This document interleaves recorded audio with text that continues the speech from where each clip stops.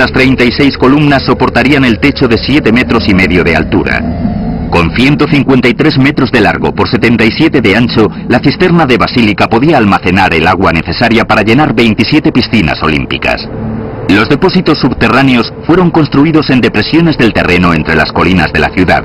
Era una solución ingeniosa que no solo aprovechaba el hueco natural, sino que también proporcionaba una superficie plana encima de la cual se podía construir. Gracias a las cisternas, la ciudad podía abastecerse continuamente de agua, incluso en verano, cuando no llovía mucho y del acueducto no salía más que un chorrito. Gracias a su extenso sistema subterráneo de cisternas, la población de Constantinopla creció de manera inédita en una ciudad antigua. A finales del siglo V, Constantinopla andaba cerca del 500,000 de habitantes. Ninguna ciudad de Occidente se le acercaba ni por asomo. Era una ciudad legendaria incluso para los que nunca habían puesto el pie en ella. Pero una oleada de violencia procedente de las lejanas estepas de Mongolia estaba a punto de convulsionar Europa. El ataque iría encabezado por un hombre llamado Atila, y su ejército no tardaría en llegar a las puertas de Constantinopla.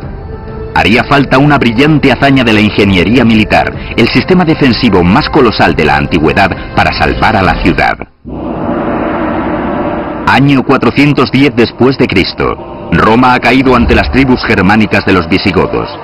Los ciudadanos romanos huyen hacia el este buscando la protección de Constantinopla.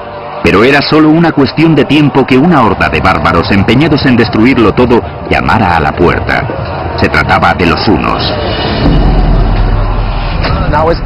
Mientras Occidente está en plena decadencia, Oriente y Constantinopla florecen. La única pega es que cuanto más rica es Constantinopla, más empiezan esas tribus de saqueadores procedentes del norte que ya han atacado Italia a mirarla y decir: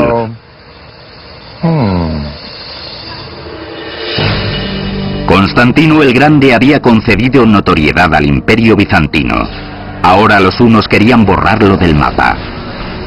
La descripción que nos dan de ellos los textos contemporáneos es de unas gentes estrafalarias, horribles, feas, brutales. Nos dan una idea clara del miedo que suscitaban entre la gente normal. Pero los bizantinos habían ideado un plan para protegerse de los hunos. Estando situada en la punta de una península, Constantinopla gozaba de las ventajas estratégicas que no había tenido la vieja Roma, que estaba desprotegida y expuesta. Para mantener alejados a sus enemigos, Constantinopla necesitaría unas defensas formidables a lo largo de su vulnerable acceso occidental. La solución, el sistema de murallas más sofisticado que jamás se haya construido. Hoy las conocemos como las murallas de Teodosio. Curiosamente, los laureles de este prodigio de la ingeniería militar recayeron sobre un emperador que no era más que un niño cuando se concibió la obra, Teodosio II. Las defensas de Constantinopla empezaron a construirse cuando Teodosio tenía solo 12 años. Fue en realidad su prefecto, Antemio, el verdadero artífice de la creación de las murallas. Los romanos habían construido murallas desde hace cientos de años, pero los ingenieros de Bizancio se enfrentaban a un reto mucho mayor. Constantinopla se levanta sobre una falla, y los terremotos eran un problema constante. ¿Cómo construir entonces una línea de defensa que pudiera aguantar un temblor? La respuesta, el mortero de caliza. En Occidente, los romanos utilizaban hormigón para fabricar un mortero duro como una piedra, que una vez que se secaba era totalmente rígido. El mortero de caliza tiene más flexibilidad y una vez que se seca se agrieta mucho menos. El ingenioso diseño de los bizantinos alternaba el mortero de caliza con hileras de ladrillo y piedra. Primero había que colocar los bloques de piedra y a continuación rellenar el hueco con escombros de ladrillo y mortero. Después, encima del mortero de escombros, se tendía una hilera horizontal de ladrillos, repitiéndose la operación hasta tener 5 capas. La ventaja oculta de esto es que confiere una cierta flexibilidad a la estructura ante terremotos pequeños, porque al añadir el ladrillo se rompe la consistencia sólida de la muralla y permite que el muro absorba la onda sin romperse.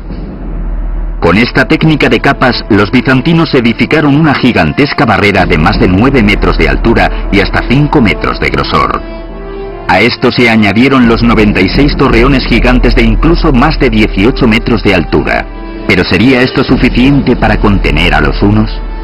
El general William Tecumseh Sherman dijo de los indios comanches, los mejores jinetes de los últimos tiempos, que llevaban tanto tiempo subidos a los caballos que se les había olvidado caminar. Pues bien, los hunos eran los abuelos de los comanches. Vivían, respiraban y morían a lomos de caballo.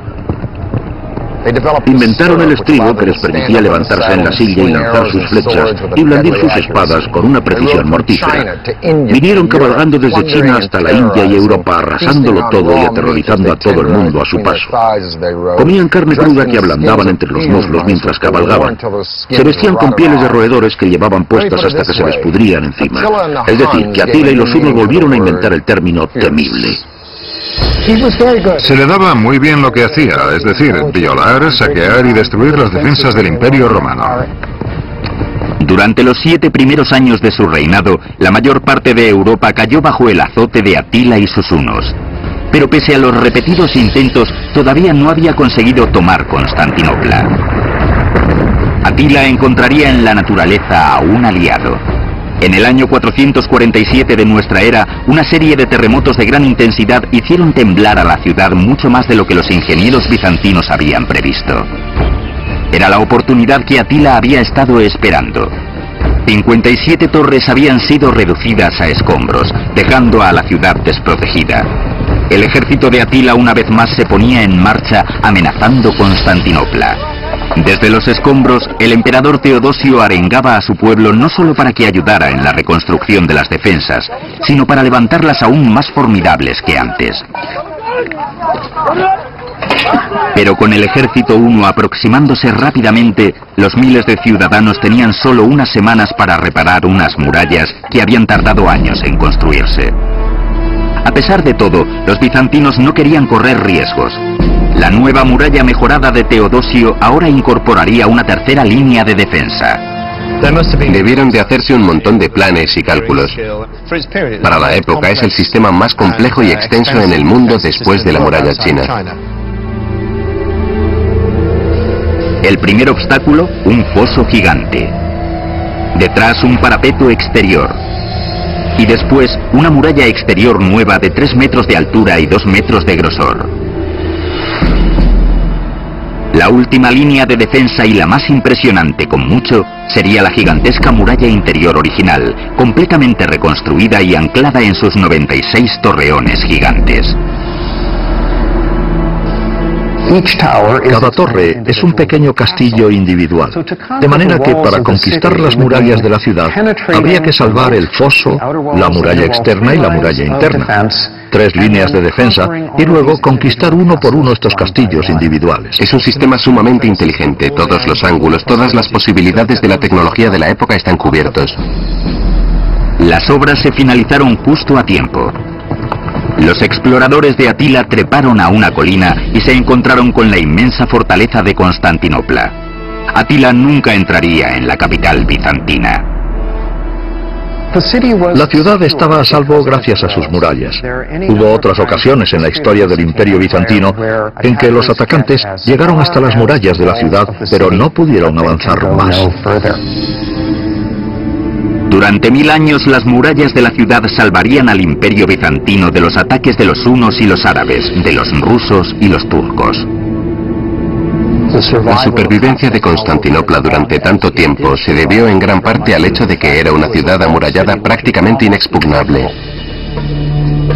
Completada ya la barrera terrestre, los ingenieros bizantinos se centraron después en proteger a la ciudad de las amenazas por mar.